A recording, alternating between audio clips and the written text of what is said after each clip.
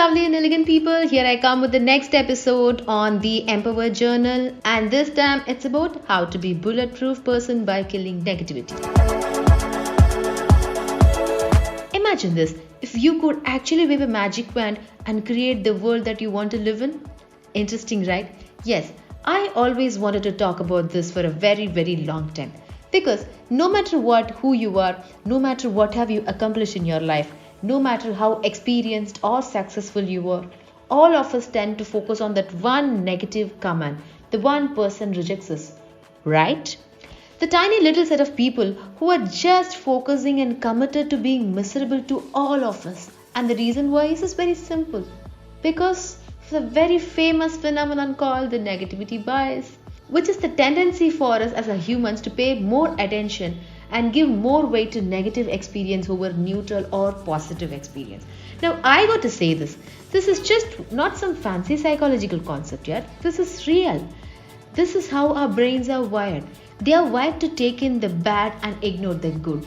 We would have definitely come across such instances very often, right? So now I think we should talk about why. So here is the deal.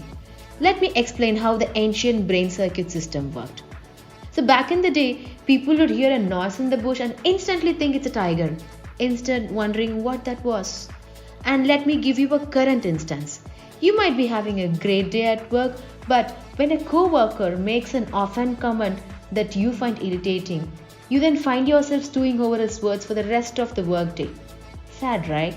Yes. When you get home from work and someone asks you how was your day, your reply would be, it was terrible. Even though it was overall good, despite that one negative incident. Now check out this. Now while back in those days, the trigger readiness to think tiger and go negative was absolutely great. Negative memories move more quickly into our long-term memory and get this negativity with time, which is terrible for your health, yaar. It weakens your immune system, increases anxiety, and reduces your goals and ambition. Not fair, right? You know, one of my favorite experts, Dale Carnegie, has commented on this topic, how to stop worrying and start living. Who puts it best? He states, brain is like a velcro for negative experience and Teflon for positive ones. Think about it. So missed sale, opportunity, nasty comment, that's what we tend to focus. But the good news is here. There are absolutely amazing ways where you can neutralize the negativity bias when it gets triggered and annoys you. You can actually scale towards positivity. In fact, I'm going to tell you 3 ways to get started. Step number 1, name it to tame it. You have to start with self-awareness because you cannot change what you don't notice. So as the first step, acknowledge what's happening around. So the next time you get a zinger, do not let yourself thinking that you suck or everything is haywire. Don't worry, relax, and just keep telling yourself it's just not you. And you should also say this to people who are going through this. Step number 2 is getting deliberately distracted. So if at all possible, distract yourself with something else intentionally. Now this is about how to put your attention where it serves you the best, and it definitely takes practice.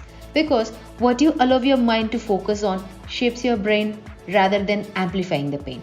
So really shift your attention to think and start something positive and productive.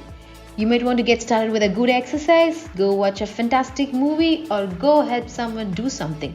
Really anything else that can let your mind focus on. Step number 3, 20-second rule. Okay guys, this is not the extended version of 5-second rule. So for example, let's say your friend sends you a nice selfie you clicked together recently and actually thanking you for the great weekend together. Spend at least 20 seconds soaking in the memories, thinking about the fun you had together in the weekend. The goal here is to cement the positivity and the happiness in your mind. So spend more time thinking about those happy moments. And that's it, you're done. So ladies, I hope this helps. So tell me, has negativity bias ever caught you off guard? What helped you to tame your brain and shift the focus and be happy? The little challenge here is to ignore the meditation or other emotional support classes. See, these are valid and important practices, but I'll have to see some more varieties with self-reflection exercises. So ladies, I'll see you in an upcoming episode. This is Dev signing off from the Empowher Journal. Cheers!